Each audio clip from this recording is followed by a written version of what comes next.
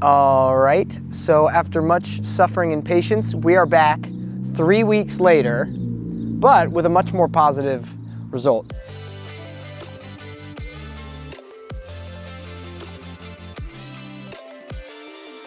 Hey, it's Joel Walsman, CEO and Master Electrician of Jefferson Electric.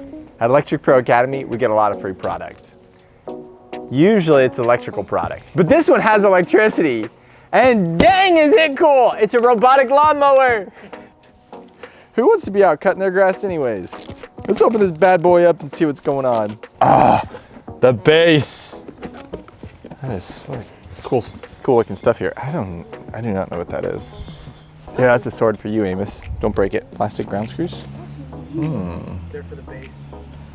Ah, to hold the base down, of course. Yard stakes, Allen wrenches. Okay, I am going to be referring to the owner's manual this time. Ooh, blades. Blades and holding screws. That's cool. What are these? That looks like a power supply, doesn't it? Yeah, it's Ooh, a that looks club. like some kind of broadcaster. No, it's a club. It's a club. All right, don't fight with that club. You wanna help me pull this out? We'll set it aside. Let's see it. Set it down right there. There it is. Stop. A nice big emergency button. Look at those tires, man. That looks like a lot of engineering in that. This thing looks hyper mobile. Wait, why do we That's the make drivetrain that? right there. Look at the knobs on those. Okay, you guys wanna help me pull it out? Oh, look at those blades. Oh, let's do Sit that. it down, sit it down, sit it down. Please tear open before use. I love that, tear open. Okay, I will, I shall. I'm gonna take B2, I'm gonna fish it down with these pipes, and then just send it to Thor's hammer here. It's called Mjolnir. Mjolnir? Okay, there we go. And then that only fits together one way. Just like that, and they get a nice tight fit, because that's important for the waterproofing, generally. That's a good tight hand fit. Okay, feel good about that. Press fit, very nice. Okay. Oh, boom, Ty got it. Gorgeous. Got it.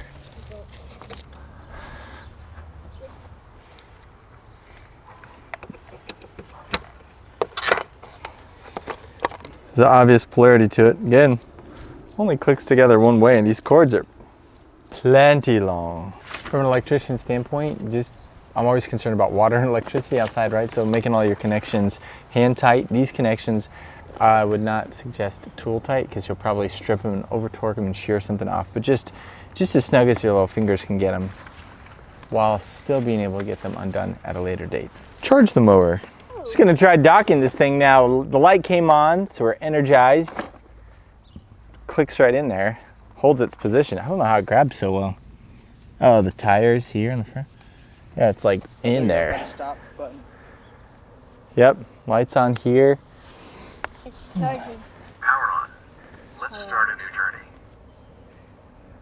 I'd be happy to. I've got the EcoFlow app. The QR code's all over everywhere. Start charging. Disconnected? And it popped right up. EcoFlow app. Okay. The blade popped right up. Let's do it. Boom. Assemble product. Connected. Okay, a little bit more there. Yeah, oh, nice. Should have just followed these instructions. Beautiful. Good visuals. Yep, motor's charging. Step by step, upgrade the firmware to the latest version. Upgrade, new version. Okay, at least 20%. This, my friends, is the differentiator. It's the lawn sweeper. EcoFlow's got a sweeper. It's like a trailer deal that pulls behind. This is the differentiator. Not only does EcoFlow have virtual boundaries, self-routing, but it's got the sweeper. Try to slice this thing open. Yeah. I'm cutting the sweeper. Boom. Okay, I see it. I see it. Let's go just clip this thing in and see what happens. All right, I'm seeing some holes here that line up. There's a hole, threaded hole there. Ooh, it's vibrating. Upgrading firmware is almost complete. And then there's a stud here with a thumb screw New coffee bean. that just seems to fit. So I'm gonna go for it. You know, when things just line up beautifully, I just go for it. So it's pretty straightforward.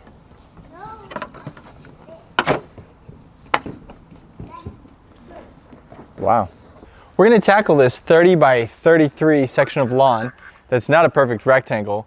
It's got that area over there with a couple of stumps. It's got a ditch along the fence, the air conditioner, a hose, the ground rod for the electrical system.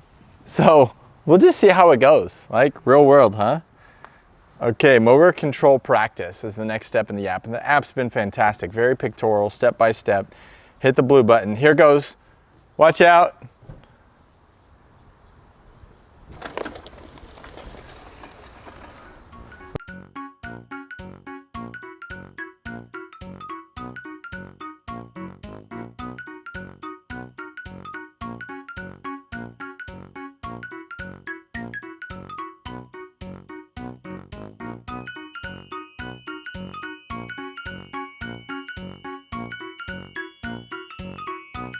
All right, so after much suffering and patience, we are back 3 weeks later, but with a much more positive result. If you'll see behind me, the EcoFlow blade has been mowing this swath of my yard for these past 3 weeks, and we've decided to hold off sharing it with you because the better difference is shown in the grass not growing versus grass being cut down shorter. Here's what I mean by that. The grass that we originally tried on was cut to 3 inches per EcoFlow's recommendation 1 week prior to our filming. We felt that kept it close to what it needed, but would also be visibly shorter from the rest of the yard, so we could share that in the video. However, it couldn't handle it.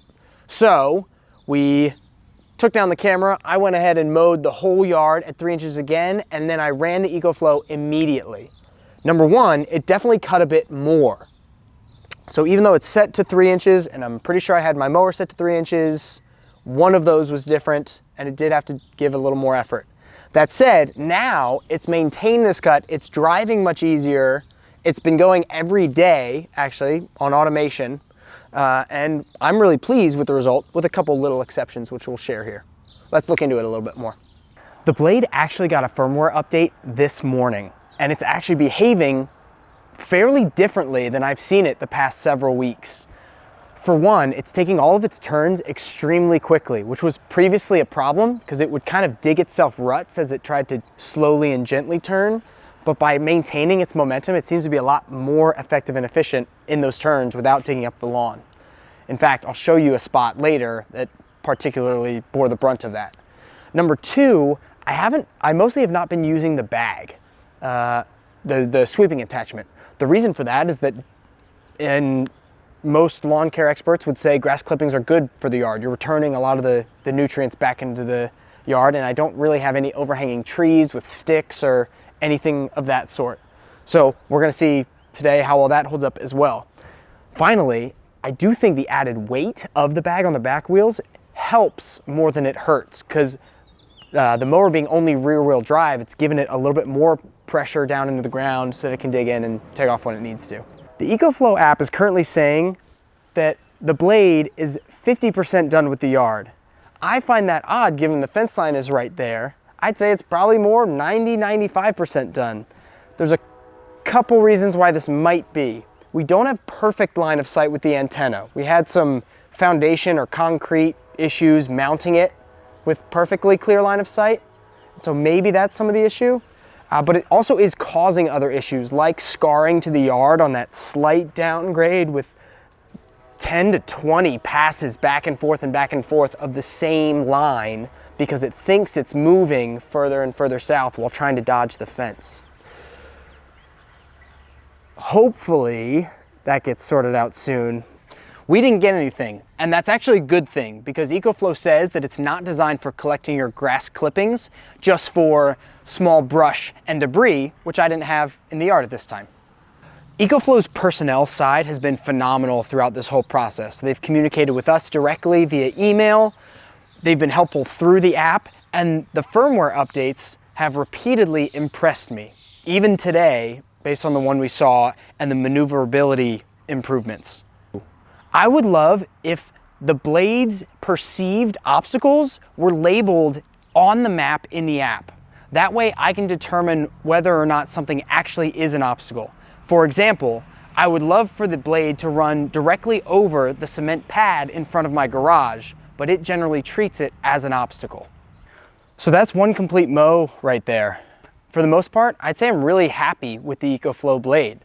The grass is healthy, it's maintaining the yard really well in the majority, it's able to handle a couple of the things we've thrown at it that are not its ideal scenario or situation, and it's saving me a ton of time.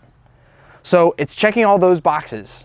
There are, however, a couple obstacles in my yard that I think are worth noting.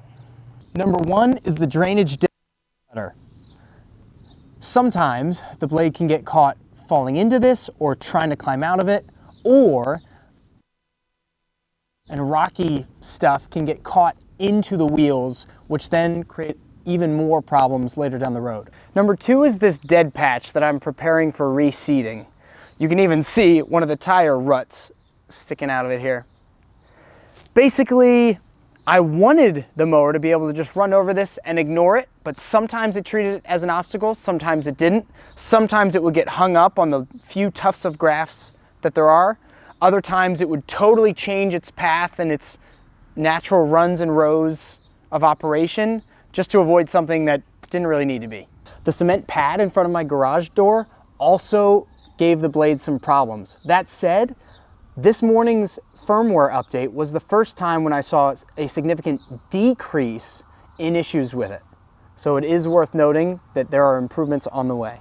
Number four is the combination of the fence with this slight downgrade.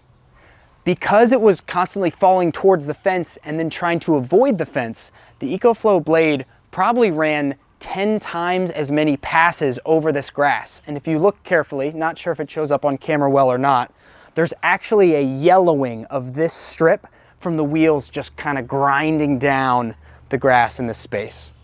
Now, I readily admit that those four things probably don't show up in your backyard, and that's a good thing, which means that the EcoFlow blade can probably do 95% of your yard care.